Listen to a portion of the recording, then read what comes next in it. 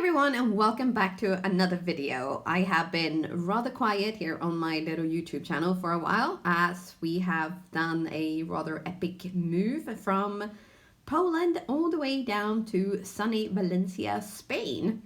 It's been challenging in more than one ways, but and it has put a serious damper on my crafting for some reason. I haven't sort of found my groove yet with my crafting here. I don't know whether it's because I'm so distracted by the sunshine or the orange groves, or whether it's just kind of like one of those things where, you know, I stopped crafting for a bit and now I'm finding it difficult to find my mojo again. But I have tried to, you know, kind of force myself to color and just kind of make a few little bits and pieces here and there. And the daily marker challenge, the coloring challenge run by Kathy Rakosen, has come at the perfect time to just kind of sit down and force myself to have a bit of coloring me time.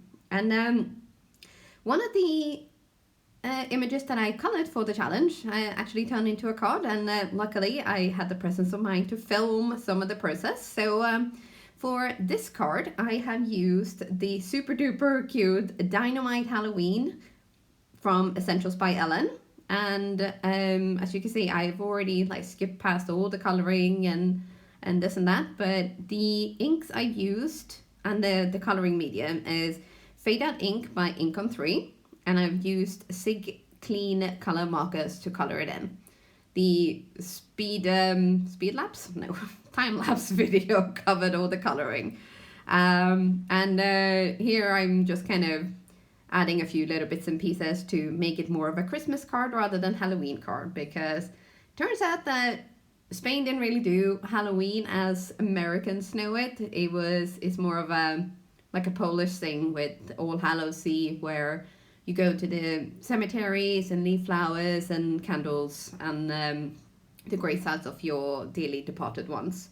So I decided, as I said, to just kind of turn this into a bit of a Christmas card instead. And to do that, I have used some also Dinomite stamp sets.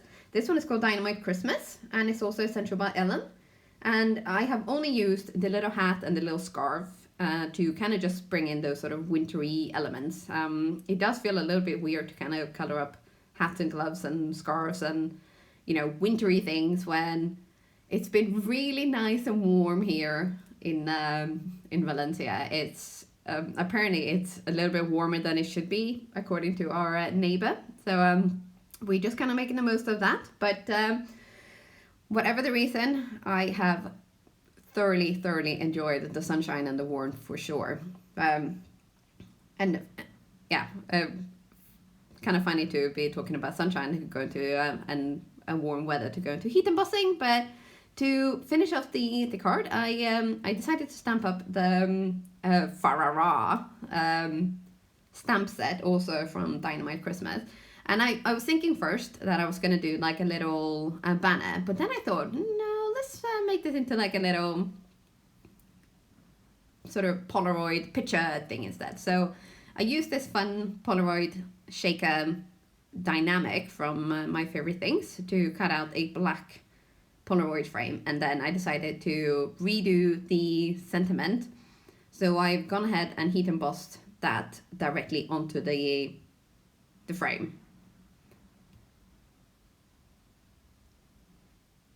As always, when I'm heat embossing, I always prepare my cardstock with a anti-static tool, and I rather overdo it than underdo it.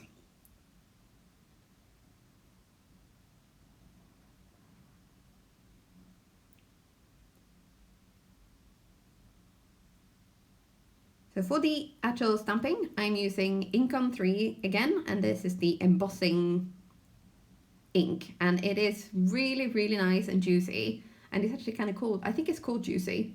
I will link all the products that I've used for the card down in the description, so you can check it all out if you want to. And the embossing powder is my favorite white. It's from Wow Embossing Powder called Opaque White. It It's really, really nice one. I would probably get this one in the fine next time I get it. Only to kind of check it out and compare it with the regular that I have currently. Now this pattern paper is from Fawn, but I do think that it's actually discontinued for some reason because it is so cute. And as you can see, I threw away the other little piece that I had already prepared. And at this stage, it was just sort of a little puzzle game to see what was going to go where, because I did stamp up and color these images, the extra little bits, without really knowing exactly where they were going to go. And I didn't really want to cover up his little, it's not a horn, is it? But, you know, those spiky things on his head. So I thought instead of putting the hat on top of his head, he's holding it because he's got his little arms cut out, and it's just such a cute little way to add something to the card, I think. And this is how I thought it was going to end up, but when I then came to glue it together, I changed it up just a little bit. But that you will see in just a few seconds how I decided to put the final bits and pieces.